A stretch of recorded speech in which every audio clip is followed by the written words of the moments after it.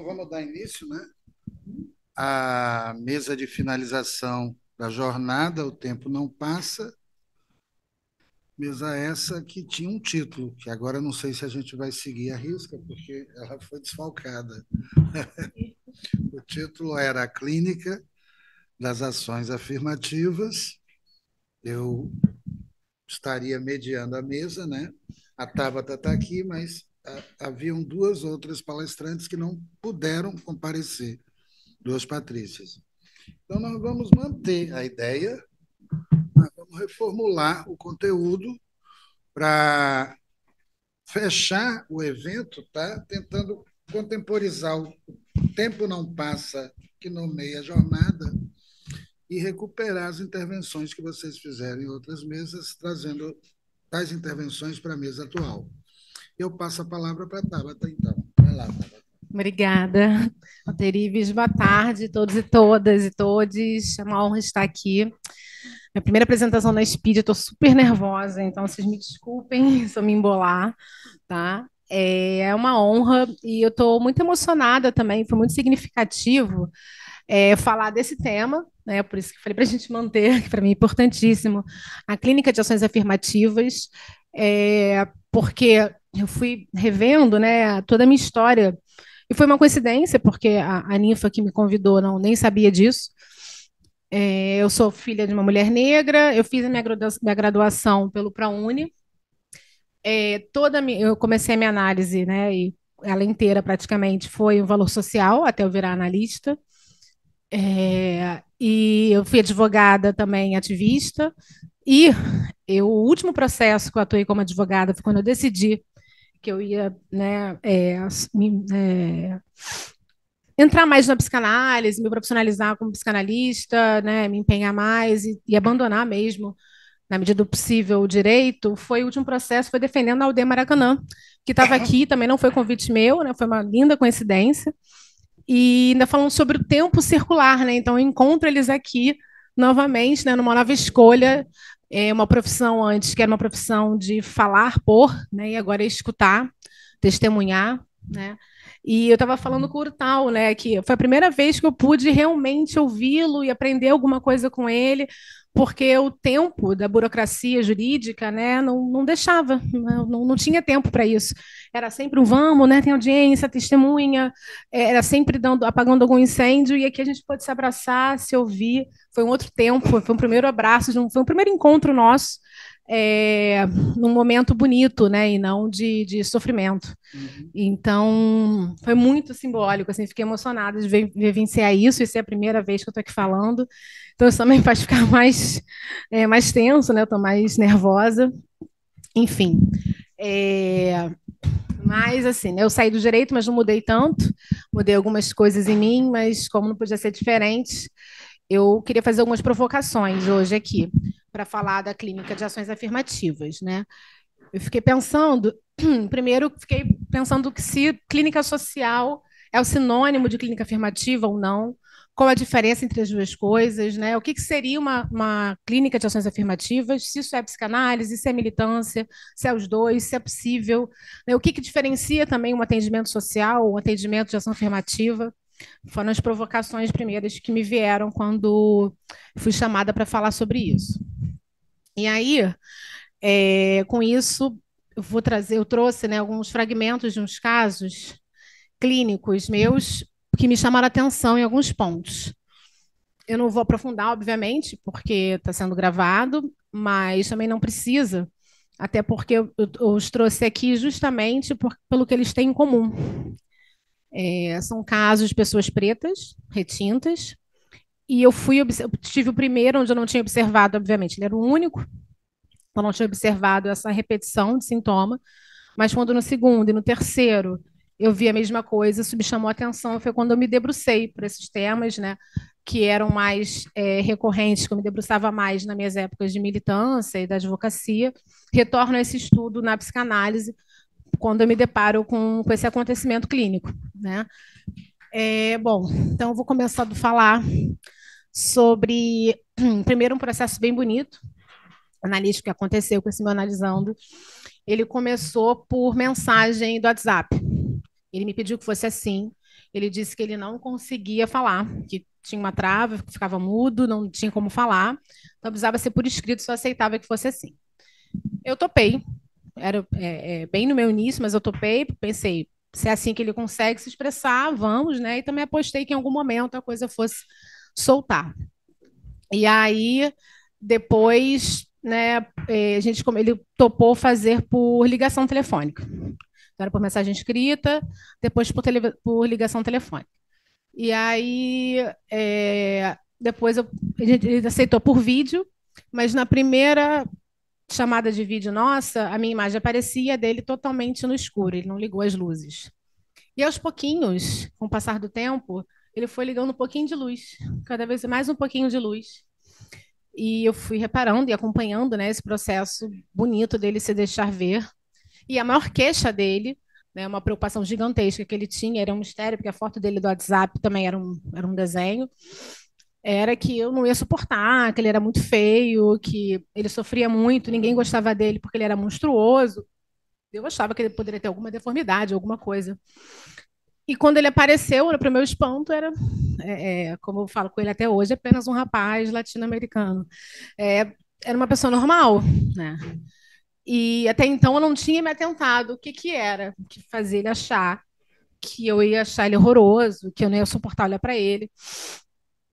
Enfim, e a gente seguiu, né? Até que a imagem dele ficou toda iluminada e ele topou também para o encontro presencial, né? Então é bem bonito que ele começa com a palavra escrita, depois ele inclui a voz, depois ele inclui o contorno do corpo e depois ele traz o corpo inteiro, né, em sessão e, enfim, e a gente se abraça e pode se, se presenciar, né? Enfim. Bom, só um minutinho que eu acabei de perceber que meu texto está picotado aqui e eu queria a ajuda dele para seguir. Aqui. E não. Bom, acho que não vou conseguir abrir. Foi. E aí, até então, né, eu e ele, eu estava tentando entender com ele de onde vinha esse sofrimento, essa deturpação da imagem que ele tinha, esse medo do encontro. E nesse momento já tinha acontecido outros casos clínicos, já estava atendendo mais outras duas pessoas pretas retintas, né? E aí, juntos, eu e ele, fomos nos dando conta que esse sofrimento dele tinha uma história familiar dele, mas não vinha só daí, né? Era uma coisa que se reatualizava cotidianamente, né? Então, não era decorrente só do mau encontro familiar ali inicial, era muita hostilidade em todo lugar, na academia, no trabalho, com as professoras da escola, com as professoras onde ele tentou a primeira faculdade, nas meninas, depois nas mulheres, ele nunca conseguiu uma namorada. É, todo mundo, os amigos, vizinhos, o mundo, o mundo todo, realmente. Assim, ele traz muita dor assim no viver, mas ao mesmo tempo uma vontade de viver, sabe? Ele furta livros de filosofia desde novo, traz coisas muito interessantes, filmes muito interessantes, vive numa condição materialmente precária, e isso não tirou dele, né, essa vontade, mas também traz esse sofrimento, essa dificuldade com o encontro, né, que é muito doloroso, que é muito hostil, de fato. E aí eu fui percebendo isso também, um paralelo, né, uma outra analisando uma questão com álcool, e né, a gente pensando juntas, ela já trouxe mais rápido, foi ela que trouxe, né? Perguntando qual o momento que faz você querer beber tanto? Ou, como é que é? O que aconteceu? Como é que foi seu dia? E ela foi concluindo: foi estar em tal espaço, tal trabalho, tal escola, tal pessoa falou tal coisa, sempre algum racismo envolvido. Então, esse contato hostil, né, fazia ela sentir que ali o álcool trazia algum amortecimento para esse sofrimento, que é cotidiano mesmo, diário. E essa narrativa foi aparecendo, né, outros analisantes foram chegando, eu acabei me dando conta que praticamente quase a metade da minha clínica de pessoas pretas, negras, na verdade, né, alguns não são pretos, mas de pessoas negras, e eu fui vendo algumas coisas em comum, né, com a maioria, decorrente desse sofrimento social, né? O que que é? E aí foi aí esse meu debruçar sobre o racismo, né? Tal, sei lá, como a histeria das mulheres de Viena daquela época, o racismo como uma patologia social, né? Como é sofrer isso e uma coisa que não cessa, né? Enfim. E alguns desses analisantes meus foram diagnosticados com borderline, e eles trazem, né, o que eles apresentam, no caso, de fato corresponderia, né, porque seria que uma deformação severa da autoimagem, comportamento de risco, autolesão, tentativa de suicídio, ou pensamento suicídio, os que não tentaram trazem pensamento, um vazio gigantesco, um sentimento de irrelevância, não percepção do seu tamanho, das suas potências, e também uma coexistência de sentimentos contraditórios, né? Assim, deseja muito um relacionamento, deseja muito uma vivência mais próxima, mas sempre rompe os laços, se afasta, se isola. Demanda por muita atenção e se evade do espaço, né? Acaba desistindo das coisas. Ou então tem uma revolta com o mundo, mas tenta, de uma forma muito bruta, se adequar. Né? E também fui entrando, né, na etimologia do termo, isso foi recentemente, né, do borderline, que vem do limítrofe, que vem do latim de limítrofos, né, que é contíguo à fronteira de uma extensão espacial, na linha, na borda. E aí eu lembrei na margem, que não tem como escapar. Antes de eu pensar nessa etimologia, a gente pensou grupo de estudos, né, escuta marginal, eu e o Gabriel estamos coordenando, que é o grupo onde a gente se propõe a trocar nossas impressões da clínica que recebe, né, sujeitos com sofrimento oriundo de uma opressão social, né, que são marginalizados pela sociedade. Né? Não deve ser coincidência, né, que as palavras se tenham a mesma origem. Né? Enfim. Então, mas aí a crítica que eu faço, né, porque aí a medicina vai patologizar essa questão, essa reação, é que, para mim, eu fui entendendo que nem tudo é sintoma, pelo contrário, né? Assim, a tentativa de responder positivamente a essa demanda do mundo racista é um sintoma, né?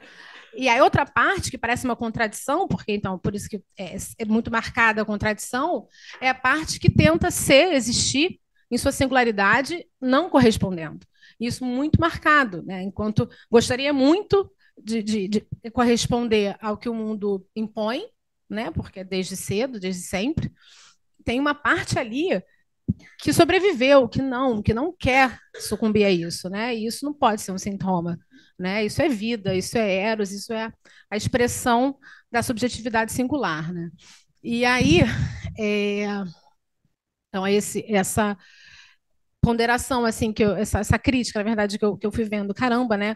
Essas pessoas se fossem levadas para alguém que ou um psicólogo, né, que também pode diagnosticar, ou um psiquiatra, mas alguém que não tem um olhar cuidadoso sobre essa opressão social, poderia diagnosticá-los, né, borderlines, sem entender e colocando o todo como sintoma, inclusive a parte que é bonita, que é de resistência, né?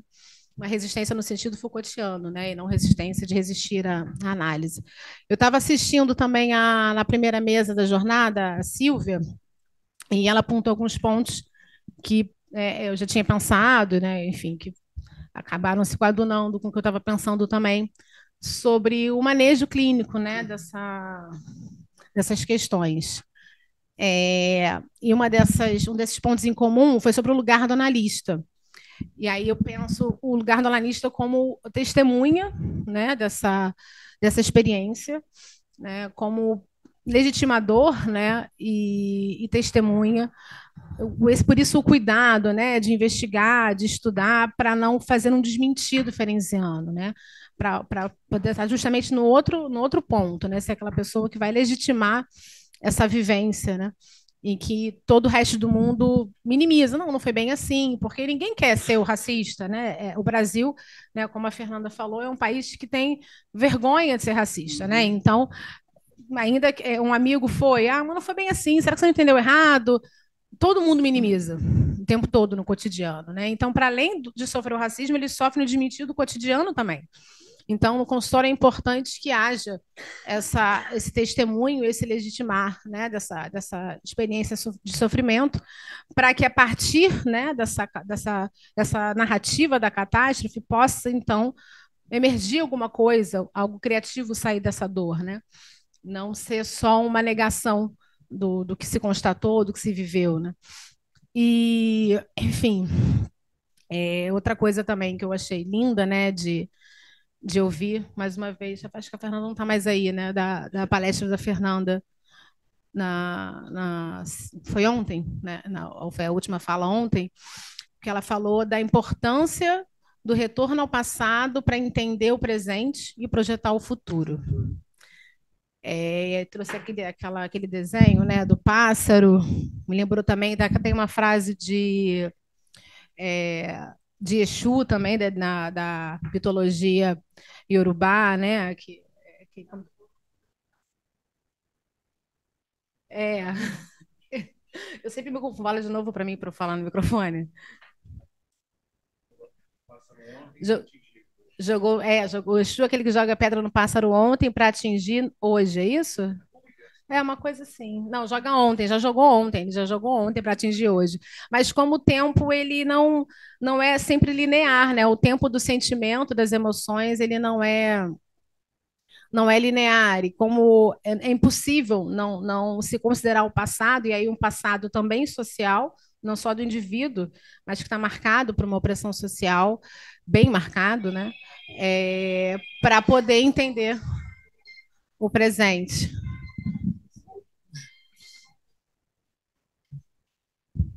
Só um minutinho, gente, eu não vou conseguir. Vou ter que esperar. Eu vou me desconcentrar, vamos lá. Ai, bom, me descontraiu. Bom, então é evidente que toda essa experiência que eu fui tendo desde os meus primeiros atendimentos, né, assim, ainda estou no início, mas foi desde o primeiro mês de clínica até agora, né, eu fui me perguntando, né, então o que é a clínica social? É só a clínica do início, né, como treinamento, como iniciação do analista? Qual o compromisso desse analista, então, nesse início, com quem precisa de uma clínica social? O que é clínica social? É uma clínica, então, que atende pessoas que podem pagar menos? É uma clínica que tem um manejo mais flexível em relação ao pagamento, dependendo do momento? Ou é uma clínica de ações afirmativas que se debruça sobre esses temas?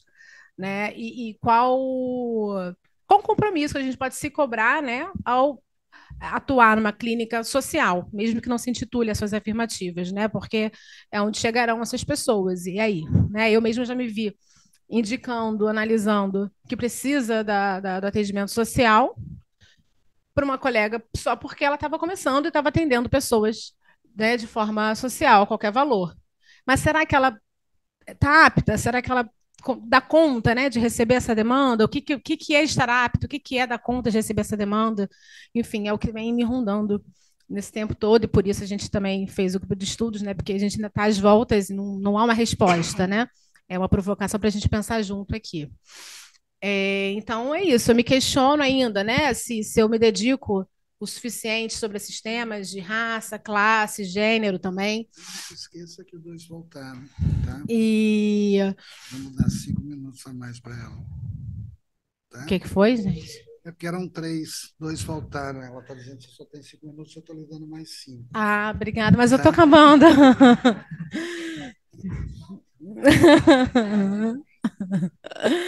Mais 40 minutos. Não precisa não, por favor. Bom, eu penso assim agora, né? Eu não sei o que vocês vão, eu queria que vocês me dissessem, né? Ou perguntassem alguma coisa, mas você colocassem sobre isso, né? Já que a gente está aqui para falar de uma coisa tão nova, é tão bacana, poxa, estar numa sociedade que propõe uma mesa para a gente pensar. Clínica de ações afirmativas, né? Que não é uma clínica só social, uma clínica de ações afirmativas. Isso é muito simbólico, então é muito novo, né? Então acho que é para a gente pensar junto mesmo. Eu cheguei à conclusão, por enquanto, né, nunca é eterna, de que uma clínica social ela precisa ser uma clínica de ação afirmativa, para não incorrer no desmentido ferenziano. Foi uma das coisas que eu, por enquanto, é o que eu tenho entendido.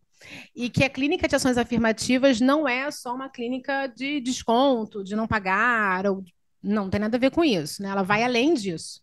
Ela não exclui, obviamente, porque as questões materiais são imperativas, mas vai além.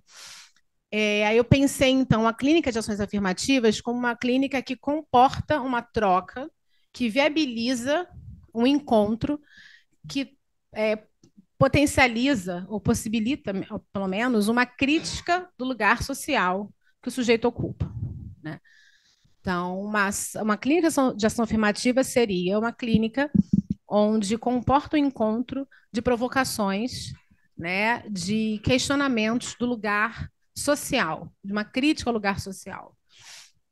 Bom, né, então ela precisa dar conta das demandas do tempo, e o tempo, como a gente está falando aqui, não é o tempo só agora, então é também o tempo passado.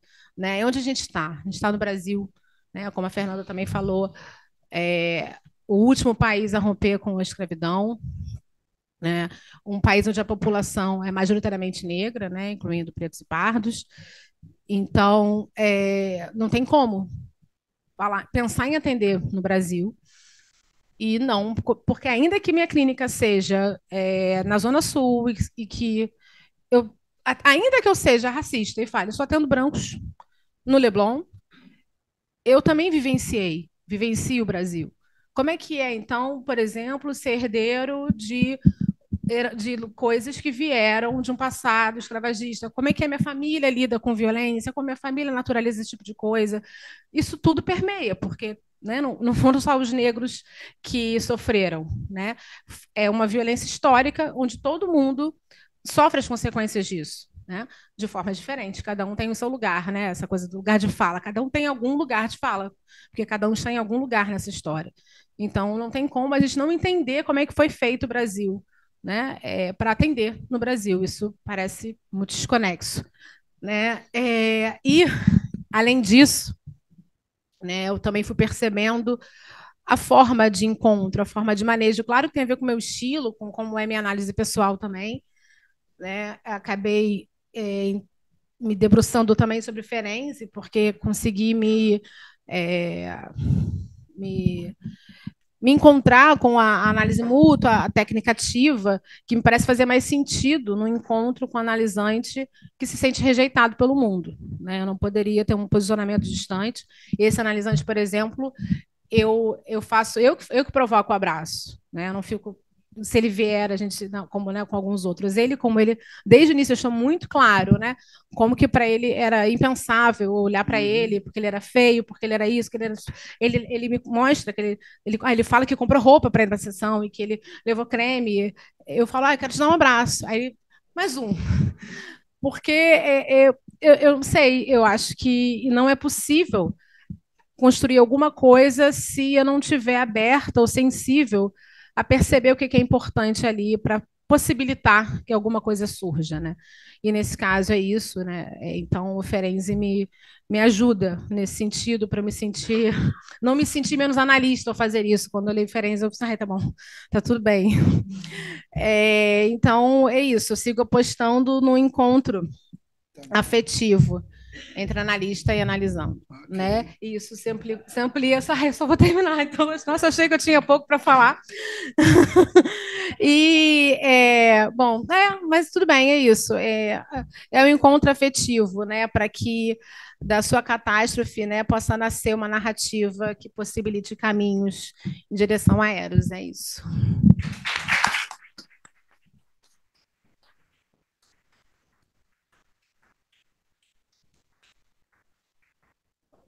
Eu não tinha me programado para falar. Tá.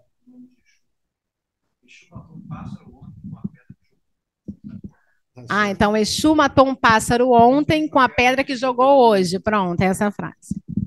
Eu não tinha me preparado para falar, que minha função aqui era mediar uma mesa que acabou sendo modificada ontem à noite. Tá?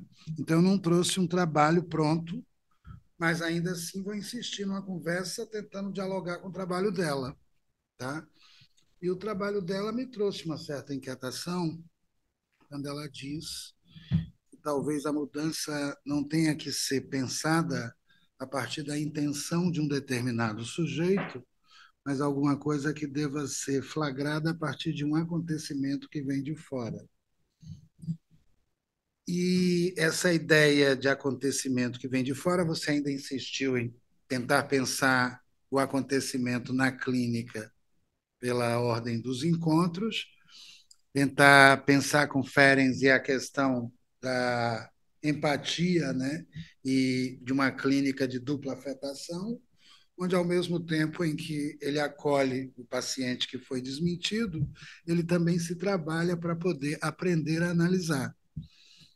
E a ideia também de que esses acontecimentos podem desestabilizar o presente, não só em Ferenczi, está presente também em Deleuze, está presente num livro magnífico intitulado A Lógica do Sentido, onde lá o Deleuze, narrando a experiência de Joy Busquet, vai dizer que ele foi vitimado por uma bala perdida e que isso modificou a vida dele. E, de alguma maneira, está presente também em certos autores que pensam o ser humano e o universo como um todo como seres temporais. Eu me lembro aqui eu lancei aqui, né, há 4 anos, um livro intitulado O Todo Aberto, onde, ao utilizar Henri Bergson, eu propus que vocês entendessem com Bergson que nós, seres humanos, a nossa subjetividade é feita de tempo. Bergson trouxe isso de uma maneira brilhante, ao apresentar a subjetividade como um intervalo de indeterminação situado entre a percepção e a ação, e pensou esse intervalo de indeterminação como um intervalo preenchido por duas experiências temporais. A primeira ele chamou de presente vivo. Chamou de presente vivo. Esse presente vivo, daqui a pouco eu vou chamar de hábito, daqui a pouco. A primeira ele chamou de presente vivo, ele disse que a percepção desse presente vivo, tá, depende de uma certa duração, onde a consciência possa perceber que o lado interno dura, que o lado interno está em movimento. A segunda experiência do tempo, Bergson pensou como o passado puro. E aí evocou a memória no sistema dele, e, ao evocar a memória no sistema dele, apresentou a memória como uma espécie de fundamento da nossa subjetividade. E, no momento em que ele trouxe o problema da memória para o sistema de pensamento dele, ele já apresentou uma ideia parecida com a ideia que a gente está colocando no evento de hoje. É que, normalmente, o homem comum diz que a memória, uma vez constituída, ficou para trás, ela passou. E o Bergson diz: o passado não passa, o que passa é o presente. A função do passado não é passar, mas conservar, tá certo? E acumular ao longo do tempo, tá? Aumentando à medida em que a gente progride no presente. Além disso, ele disse uma outra coisa: a gente tem a mania de achar que o passado ficou lá atrás. E ele propôs que a gente pensasse o passado como alguma coisa que coexiste com o agora. Ou seja, segundo Bergson, somos feitos de memória. Memórias conscientes e inconscientes. Nós somos feitos de memória, memória conscientes e inconscientes, ou seja, um inconsciente a partir de Freud pode ter pertinência aqui, né? As lembranças ditas inconscientes retornam na forma de formações de compromisso, e o Lacan chamou essas formações de compromisso de formações do inconsciente. Sonhos, atos falhos, xistes, lapsos, etc. Quando a gente pensa o ser humano dentro dessa perspectiva temporal, é quase certo que nesse ser humano a gente possa diferir 3 tempos. O tempo presente, que é o tempo que está passando agora. Minha fala tem 20 minutos, né? Eu ganhei mais 5, a outra não veio. Eu ganhei mais 5, 30 minutos. É o tempo presente, que é o tempo que está passando agora. O tempo passado, que eu tenho uma memória gigantesca, vocês sabem disso, não leio, porque eu fico treinando a minha memória. O tempo passado. Ah? Microfone? O tempo passado. Esse tempo passado a gente chama de memória, e algo da memória que é inconsciente e que não se apresenta como uma simples lembrança porque sofreu a operação do recalque secundário, mas retorna pela via do retorno do recalcado, comparecendo na consciência, na forma de representação, Lacan vai dizer, na forma de significante. Pensando o circuito que vai do presente ao passado, do passado ao presente, ao mostrarmos que o passado coexiste com o presente, ele não ficou lá atrás, nada impede que, a partir de um determinado momento, esse passado e esse presente acabem se consolidando em hábitos. Nada impede. E a vida fica monótona, criando no sujeito a sensação de que nada muda e que o tempo não passa. Estou entendendo, né? O tempo não passa, não é o tempo objetivo que não esteja passando.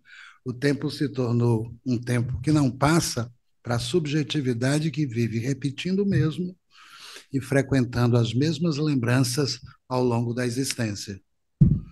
No momento em que a sensação de que o tempo não passa se consolida em nós, creio eu, um certo adoecimento, tá? Ocorreu no sujeito e fez com que o sujeito se acomodasse nos seus velhos hábitos e na famosa memória. É aí que eu recomendo uma análise para as pessoas que aí se encontram, né, Tabata? Vai fazer uma análise que você está sofrendo de reminiscência, ou seja, o passado não libera a sua consciência não pode investir no futuro porque ela está resgatada por um passado que insiste em se presentificar no presente. Por outro lado, você está acostumado a repetir as mesmas coisas e acabou ficando, de alguma forma, aprisionado por determinados hábitos. Pensem bem, quando um hábito se consolida no presente e você fica sequestrado por lembranças da infância, a sensação de que o tempo esteja passando para você desapareceu. Você acabou caindo num ciclo esse que vai do presente ao passado ou do passado ao presente, não importa, tá? Definir onde está o passado, onde está o presente, porque eu penso essas duas coisas como coexistindo e penso que determinadas pessoas possam estar fisicamente no presente, mas com a mente o tempo inteiro frequentando o passado. Aliás, a grande maioria, né? Infelizmente, a grande maioria, a gente pensa que está nos escutando e a cabeça está lá no passado. Alguma lembrança do passado, foi com isso que Freud descobriu a psicanálise, porque ele define a neurose como uma doença de reminiscência. O neurótico é aquele que não consegue esquecer, e por isso mesmo é aquele que não conhece o devir, porque ele se encontra sequestrado pelo passado, e uma vez sequestrado pelo passado, ele tem a sensação no presente de que tudo é a mesma coisa, que nada muda. Ou seja, o tempo não passa. Bom, trazendo isso, que eu acho que foi o tema da jornada que construímos conjuntamente, né? Me parece que essa expressão "tempo não passa" foi avaliada aqui por todos de diversas maneiras. Eu não pude assistir todas as falas, mas as falas que eu assisti, inclusive a de vocês, foram falas excelentes, porque todas elas tinham, com certeza, consciência clínica de que esse tempo que não passa é um tempo que não passa por uma experiência subjetiva. E que essa experiência subjetiva que acusa a não passagem do tempo é de uma subjetividade estagnada que, embora o corpo esteja no presente, a mente se encontra completamente sequestrada pelo passado. A experiência dessa subjetividade estagnada, no meu entendimento, vou usar Bergson, é a experiência de uma subjetividade fechada, fechada mesmo, tá? Egoísta, não se abre para o outro, não tem condições de abertura e de relacionamentos generosos que permitam que algo de fora entre, egoísta, adaptada e ainda por cima, deprimida, porque ela não consegue viver no presente a mudança. Ela vive no presente a repetição do passado. Quando esse problema se configurou para mim, porque eu estava trabalhando exatamente a possibilidade da mudança, tanto na clínica quanto na filosofia, me veio imediatamente a seguinte questão: como é possível pensar uma experiência do tempo que abra esse fechamento que dá ao sujeito a sensação de que nada esteja passando? E foi aí que, pensando no Deleuze, pensando no Ferenczi, pensando de alguma maneira no Bergson, eu propus que nós pensássemos essa experiência do tempo pela via do acontecimento, tá, né? E a ideia de que o acontecimento esteja presente na clínica, Sandor Ferenczi sacou, porque ele pensa a catástrofe como um acontecimento, e ele diz que são nos períodos catastróficos que a vida inventa possibilidades de continuar vivendo, numa tentativa de retorno à mistura oceânica. Genial esse livro, ele se chama Thalassa. Genial, tá? Um livro onde ele inscreve a criação na vida e pensa a criação pela catástrofe. Eu acho maravilhoso isso aqui. Pensa a criação pela catástrofe. Quando ele vai trabalhar a ideia de acontecimento na clínica, porque ele também trabalhou, ele pensa o trauma como acontecimento. O trauma não é resultante de uma fantasia de uma criança. O trauma é um acontecimento que ocorreu através de uma sedução do infante. Ocorreu através da sedução de um infante, ele pensa o trauma como um acontecimento, e no momento em que ele pensa o trauma como um acontecimento, num primeiro momento, sabe o que ele diz de interessante? É a partir do trauma que uma mudança se introduz. E que a criança não padece pelo trauma, mas sim pelo desmentido do adulto, que é uma outra coisa. É através do trauma que uma mudança se produz, ou seja, é através do trauma que a gente é forçado a continuar, em outros termos, para vencer os obstáculos que o trauma impôs à nossa mente. E aí o Ferenczi, segundo a leitura de alguns ferencianos com quem eu estudo, definiu esse trauma como trauma estruturante. Eu não sei se é justo usar a palavra estruturante, mas ao definir o trauma como trauma estruturante, eles propuseram que a gente pensasse uma coisa que vai me fazer a ponte com Deleuze. O que é o trauma? É um acontecimento que introduz na mente uma cesura. Isso é bom. Uma ruptura que força você a pensar a partir dessa ruptura e criar coisas, uma vez que não é mais possível você viver acomodado no passado no qual você vivia. O trauma, como um acontecimento, é introduzido por um determinado encontro, e o efeito desse acontecimento na mente, Ferenczi, e o Deleuze vai entrar daqui a pouco, é o que força o sujeito a pensar. Olha só, nós só pensamos quando nós somos forçados a pensar. Tá? E se só pensamos quando somos forçados a pensar, o que força o pensamento a pensar? Um acontecimento oriundo de um encontro. Um acontecimento oriundo de um encontro disruptivo que produz esse acontecimento na nossa mente, que faz com que esse acontecimento deflagre um processo de pensar que vai modificar a um só tempo as coisas que você pensava e a maneira como você vai viver. O Sandor Ferenczi diz isso, tá? A gente sabe perfeitamente que essa diferença entre trauma estruturante e trauma desestruturante é constante na clínica dele.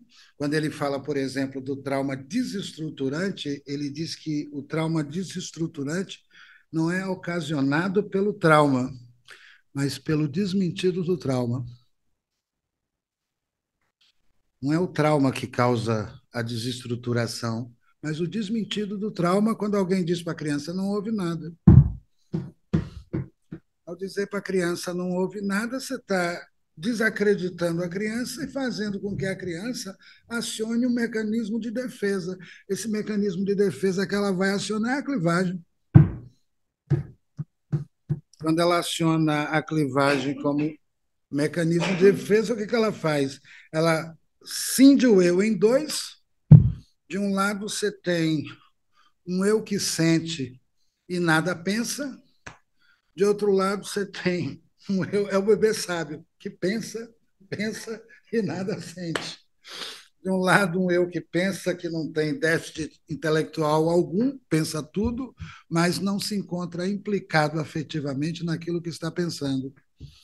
E, do outro lado, um eu que sente não consegue sequer balbuciar alguma coisa. Diante disso, que foi que o Ferenczi pensou, e isso eu acho genial, que nesse caso específico, você não pode adotar uma psicanálise onde nela o analista interprete o analisante, porque senão você estaria repetindo o desmentido. É fundamental que nessa psicanálise o analista se coloque, olha só que coisa, num diapasão de confiança com o analisante e que faça a clínica acontecer pela via do acolhimento. Solange já falou isso na fala dela, tá? Nós vamos falar de empatia, nós vamos falar de língua da ternura, nós vamos falar de relaxamento, nós vamos falar de afetação ou de um campo de afetação que é exatamente proposto pelo analista, porque ele entende que é na via do afeto e da afetividade que a mudança pode ocorrer. Ou seja, o que faz o tempo passar vem de fora. E se o que faz o tempo passar vem de fora, o que é que vem de fora e que faz com que você possa sair da estagnação na qual você se encontra no presente? No meu entendimento, é o acontecimento, sim. No meu entendimento, nós só nos movemos quando nós somos forçados a fazer esse movimento. Esse movimento é deflagrado por intermédio de acontecimentos raros, mas importantes por serem raros, e que a força de tais acontecimentos deve deflagrar em nós, olha só, um desejo de mudança na medida em que faz com que você rompa o vínculo adoecido que você mantinha com o seu passado para poder apostar na mudança e na possibilidade de se reinventar daqui para frente. A tese de que o acontecimento introduz uma mudança, eu a defendo na filosofia, com certeza eu vou defender na literatura mesmo, né? É o tempo da arte que introduz o novo, já dizia Marcel Proust, não é? E Francis Bacon disse que o novo vem de fora, que a percepção está cheia de clichê, que você precisa ter coragem de sujar a tela, tá certo? Para produzir um pouco de caos aqui dentro e aí criar umas figuras deformadas geniais, tá, né? Esses autores, artistas. Tem um que era mais radical do Francis Bacon, que era o tal do John Cage. Ele fazia acontecer a música pelo acaso. E Jackson Pollock ele fazia caos, jogava tinta, jogava tinta, porque ele dizia assim: na tinta aleatória, um germe brota de lá. E é esse germe que brota de lá que vai fazer com que eu pinte e algo de novo pode surgir. Esses experimentadores defendiam a tese de que a passagem do tempo supõe experimentações e defendiam igualmente a tese de que essas experimentações introduzem no sujeito a mudança. Ponto. Se eles estão colocando alguma coisa que seja pertinente e plausível para todos nós aqui, por que então a gente está vivendo hoje terrivelmente um tempo que não passa, tá? Vamos tentar pensar essas coisas com seriedade, nós somos analistas. Nós estamos vivendo esse tempo que não passa exatamente porque vivemos uma situação extremamente oprimida, onde os acontecimentos no mundo estão raros e nós somos, de alguma maneira, oprimidos a vivermos num recolhimento insuportável, caindo por intermédio desse recolhimento numa espécie de depressão crônica. Se me perguntarem qual seria a receita para sair dessa depressão, eu diria não tem receita, porque dar receita implicaria em imaginar que talvez uma fórmula universal servisse para todos. Mas eu tenho, tá, uma indicação clínica. O que está faltando no mundo é agenciamento e experimentação. Eu penso assim: enquanto não houver agenciamento e experimentação, vai haver, com certeza, excesso de depressão. É isso aí, viu? Vamos discutir. Valeu.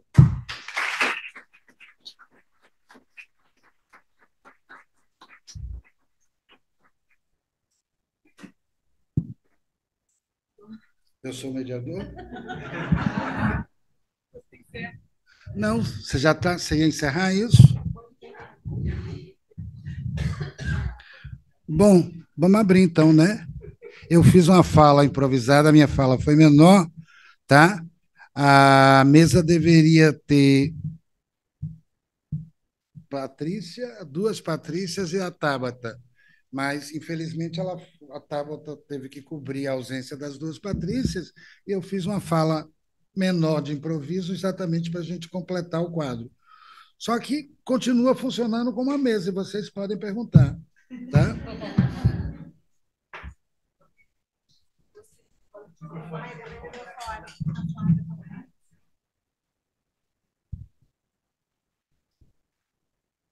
Alterives, na sua última fala, você fala sobre alguma indicação para essa mudança. Você fala em agenciamento. Que tipo de agenciamento? E uma outra questão que você fala, e eu não me lembrei o que é.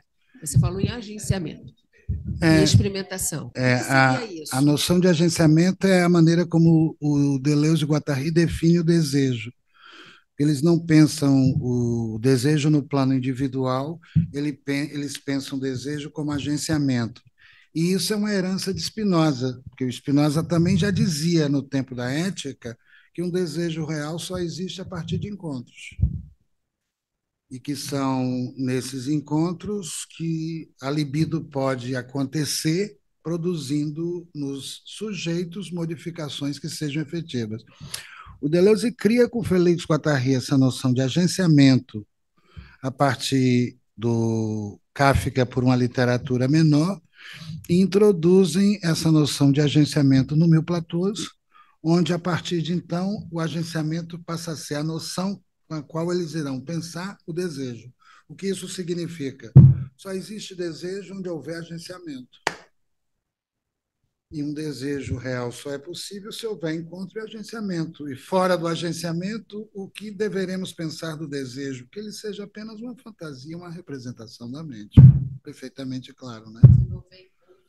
Se não houver encontro, a masturbação.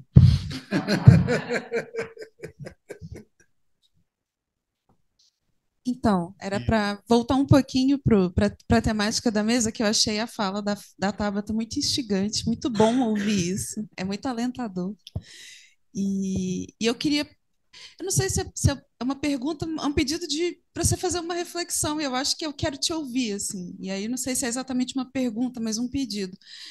Que aí você falou dessa clínica das ações afirmativas, né? O que é o que é essa clínica? E aí eu fiquei pensando se isso é uma prática clínica que vai atravessar você enquanto psicanalista ali no setting analítico, recebendo todas as pessoas, e aí isso vai atravessar todas, ou se seria uma proposta para a gente pensar um tipo de clínica para ser praticado com um recorte específico. Porque se a gente pensa, por exemplo, no Pacto Narcísico da Branquitude, está atravessado pela questão racial, porque todos somos. É perfeito o que você falou, assim. O lugar de fala, ele nos situa no tempo e no espaço, no tempo histórico que a gente está falando. E não necessariamente um determinado grupo tem, outro não tem. Todo mundo tem. É importante que a gente tenha noção de onde a gente fala, dos privilégios com os quais a gente está está habituado e muitas vezes enxerga a realidade através dessa normalidade. Aí eu fiquei pensando, se essa proposta de pensar a clínica das ações afirmativas é um recorte para pensar na clínica, ou se isso pode atravessar como um todo, pensando também não só na negritude, mas eu acho que na branquitude, que é uma coisa que eu acho que talvez seja mais palpável para discutir. Eu estava conversando sobre isso ontem com a Júlia, né? E aí a gente estava falando sobre isso, que eu acho que talvez seja mais alcançável, mais fácil, mais palatável, muitas vezes, né? Era só um pedido mesmo. Obrigada. Obrigada, Flávia, por essa pergunta, provocação. Eu só discordo do final, que é mais fácil e mais palatável. Acho que lidar com parte da branquitude é mais difícil, né? Menos sofrido, talvez, porque também não fico triste junto, né? Eu acho que eu digo mais fácil, mais palatável, para não ficar ouvindo que não existe racismo, racismo reverso. Eu acho que é mais fácil nesse sentido, porque aí diminui o nível de absurdo dessa escuta. Nesse sentido. Não que seja mais fácil discutir sobre, eu acho que é muito difícil as pessoas olharem para os próprios privilégios, mas eu acho que é mais fácil olhar para isso do que reconhecer uma realidade que está escancarada em qualquer lugar que a gente, qualquer esquina do país. Exatamente. Obrigada pela sua pergunta, porque eu acredito numa clínica que seja inteira de ações afirmativas. Eu sou atravessada pelo que eu, na verdade, assim, eu acho que o analista precisa se deixar atravessar pela cultura, no sentido de entender a cultura.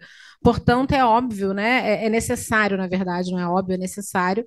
Eu acho que o meu posicionamento diante de fato, em situações opostas, né, seja diferente.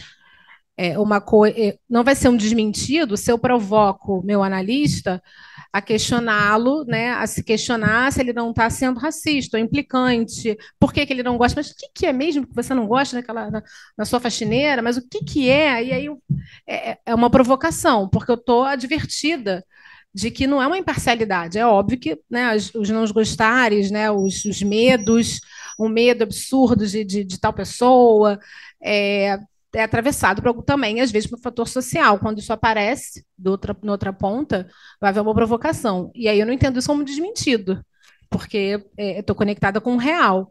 E quando a pessoa que sofre a opressão, né, está atento para não cair no desmentido, nem que seja para tentar acalentar, porque algumas pessoas fazem o desmentido para acalentar, mas será que não foi tanto? Enfim.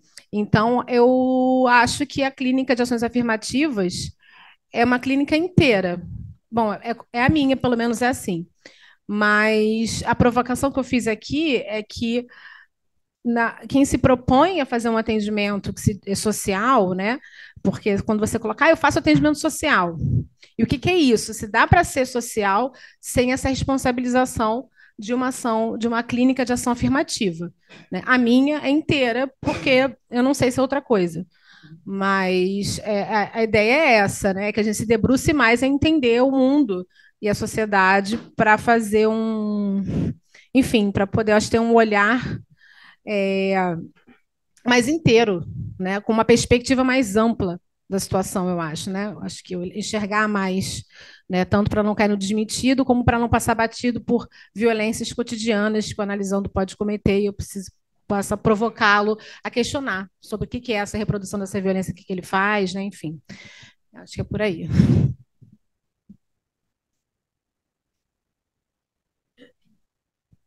Anteriores, eu fiquei aqui pensando, quando você falou em hábito, não sei, me veio aquele filme Perfect Days, Dias Perfeitos. Eu sei que você está falando em termos filosóficos, né? Hábito enquanto, né, um termo filosófico. Mas eu fiquei pensando que o hábito também, não mais em termos filosóficos, pode ser um meio, né, de você trabalhar com o que te dá a vida, né? O que te traz, né? Esses dias perfeitos, né? Que no filme demonstra, né? Uma repetição de movimentos. Eu não sei se todos viram, mas se não viram, devem ver porque é maravilhoso, né? Não só pela narração, mas pela imagem, pela música, né? Que é um filme do Wim Wenders. O filme mostra isso, sim. E o que é interessante nesse filme não é nem tanto o cotidiano, mas a maneira como ele experimenta isso. Experimenta de uma forma aprofundada, né?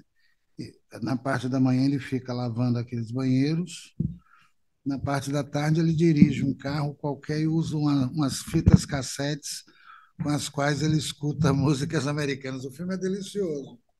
E a ideia de aprofundar a contemplação, que eu estou chamando assim, tá? Para poder, no interior de um determinado hábito, não cair no automatismo de repetição, é o que torna o filme genial. A celebração. Você pode encontrar o extraordinário no cotidiano se você não for muito afoito. Se você for capaz de contemplar as coisas que você está fazendo e nessa contemplação encontrar no cerne do hábito algo novo. Que eu acho que é por aí. Isso é muito explorado nas artes mesmo. O artista Fernando Pessoa dizia que para encontrar o desassossego é preciso não agir, é preciso aprender a contemplar.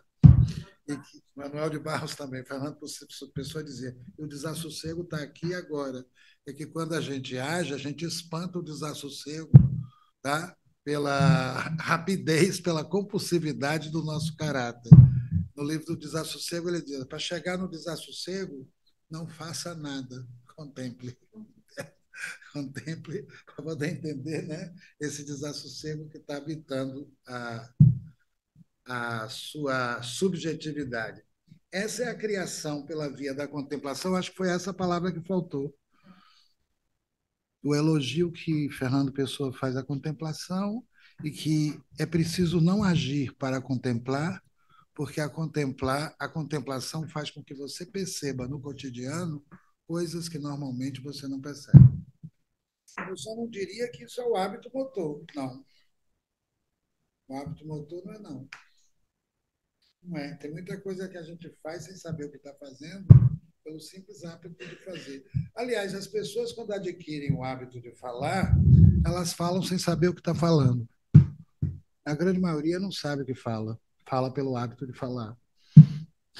Terrível isso, não é? Aí quando você pergunta o que você acabou de dizer, eu falei, nunca pensei nisso. Aí cai a ficha. É? Vai lá. Fiquei pensando sobre... Fiquei pensando sobre a questão do agenciamento e o que o colega falou também antes, Carol, né? Sobre os egos hipertrofiados, né? Anabolizados. E parece que hoje, nessa dinâmica das redes sociais, a gente é prometido ter muitas experiências diferentes. Veja aqui como é que é estar no Caribe. Veja aqui como é estar em Marte. E acho que as pessoas têm essa promessa, né, de ter todas essas experiências e elas talvez até sintam que estão tendo, mas é algo que fica num plano meio dissociado, né, completamente mental. E hoje as pessoas se tornam esse mental. Acho que a gente está se tornando cada vez mais associado por esse incentivo de estar nessa dinâmica o tempo inteiro, que é bom para as plataformas, né? Então, essa é uma problemática que a gente vai ter que enfrentar nos próximos tempos, com certeza, de sair dessa separação. Tentar rebuscar alguma coisa antiga que não estimulava tanto isso. Não retornar ao antigo, mas fazer uma barra aí mesmo. Porque é esse tipo de solicitação que o mundo oferece a você e que faz você cair numa espécie de compulsão generalizada de querer passar de uma coisa a outra, me parece que, de alguma forma, isso está implicado no modo de funcionamento das subjetividades contemporâneas. A gente não faz mais pausa nem seleção. Alguém falou mais cedo aqui, não foi? Lá na mesa, Carolina falou isso. É um tempo feérico, dominado por aparelhos de computador, onde você fica 7, 8, 10 horas ligado nessa máquina. Ligado nessa máquina, uma máquina que lhe desperta a atenção porque ela é extremamente sedutora, mas captura a sua subjetividade, porque ele rouba tempo de subjetivação. O intervalo de percepção e ação diminui, e você fica aqui teclando o tempo inteiro isso. Interação. Interação não há mais. Elimina o incômodo, né? Estamos fechando já.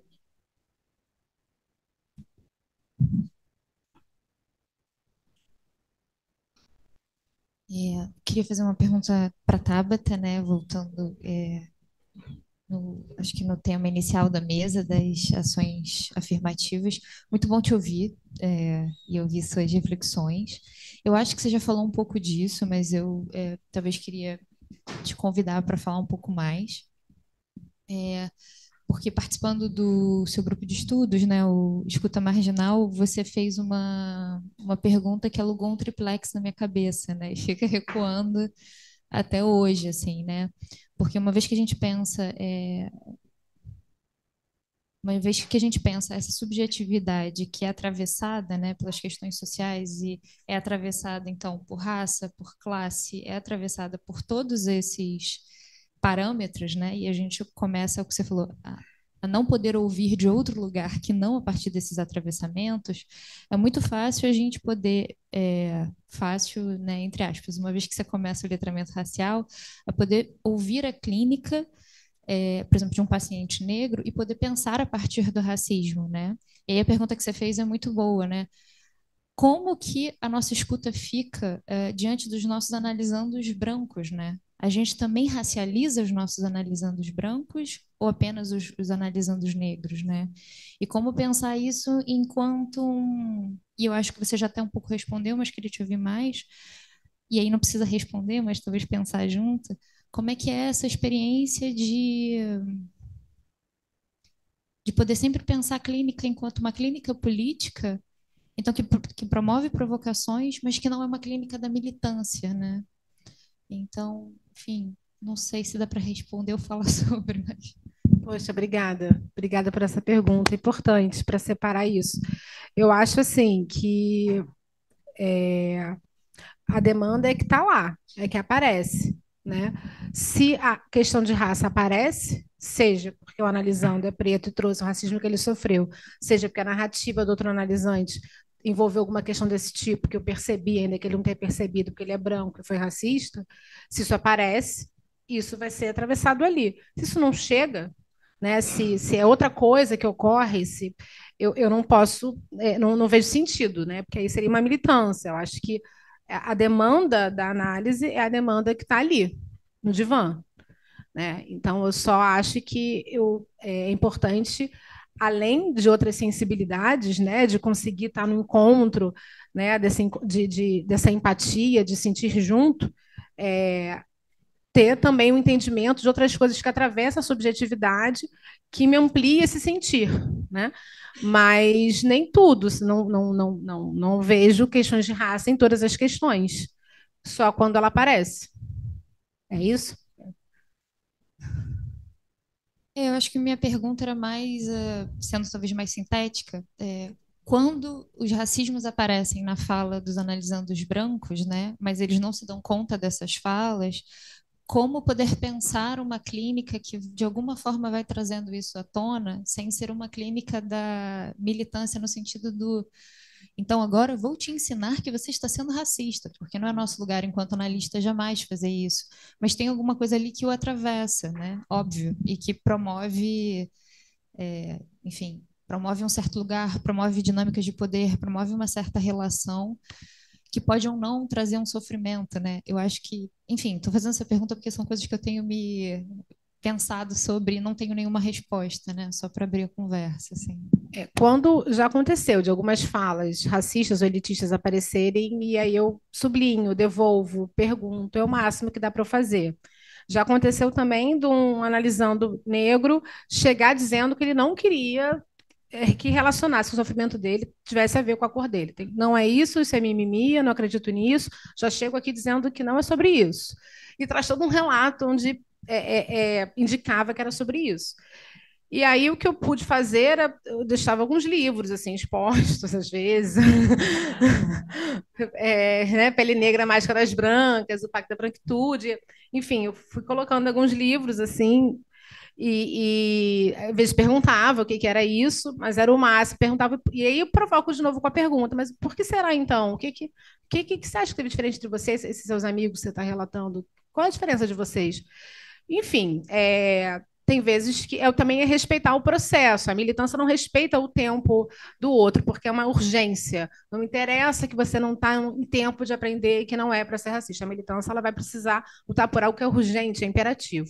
Em análise não há essa urgência, né? Então eu preciso também entender o meu lugar ali, de respeitar o tempo do outro, e o que eu posso fazer são provocações apenas.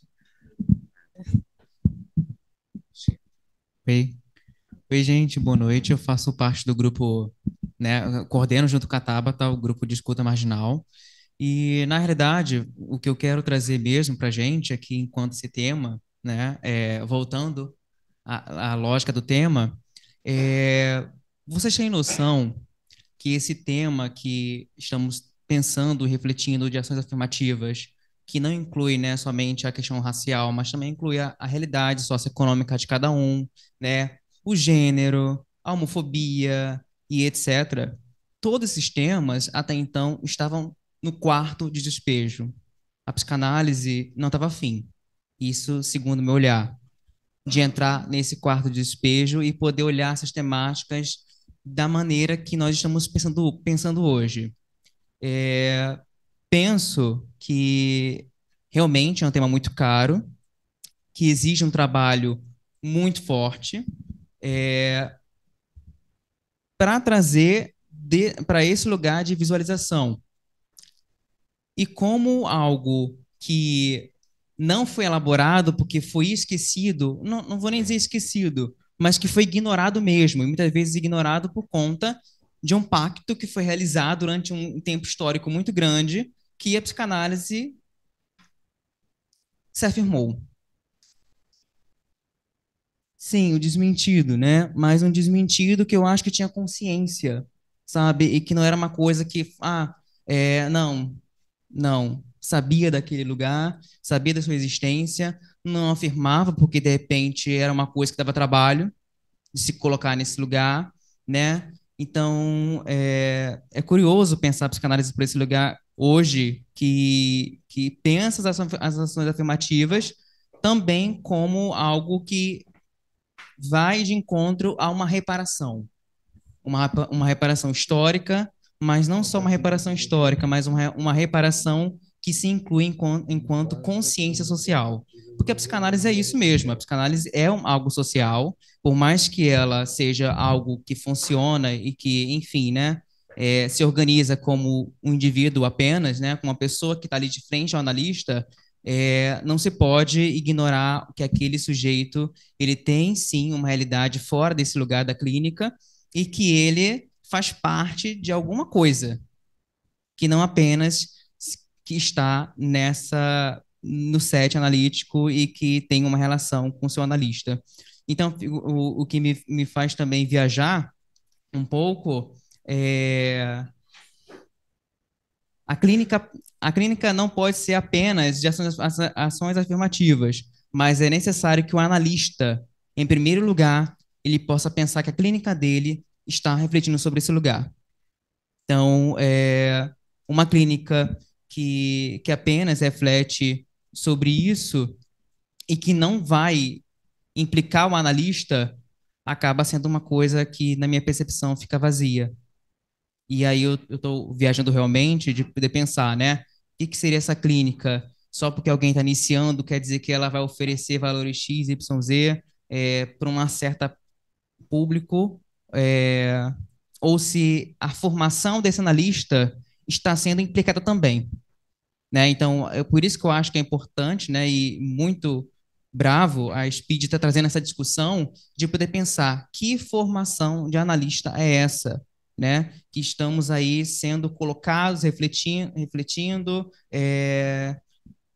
e cada vez mais entrando nessas camadas que até então foram ignoradas. Acho que é importante dizer isso, gente, não foi esquecido, foi ignorado, né, durante esse tempo inteiro, e que hoje a psicanálise, ou melhor, analistas da psicanálise, né, que estão dizendo, não, queremos olhar para isso, estamos pensando nesse lugar, né, por isso que eu também convido vocês a participar do nosso grupo de escuta marginal, porque nós estamos aí nos implicando também nesse lugar de pensar que escuta nós estamos tendo E o que significa essa psicanálise que hoje está aqui acontecendo e que sempre aconteceu, mas que agora nós estamos dizendo, não, a gente quer olhar para isso porque, caraca, não dá mais.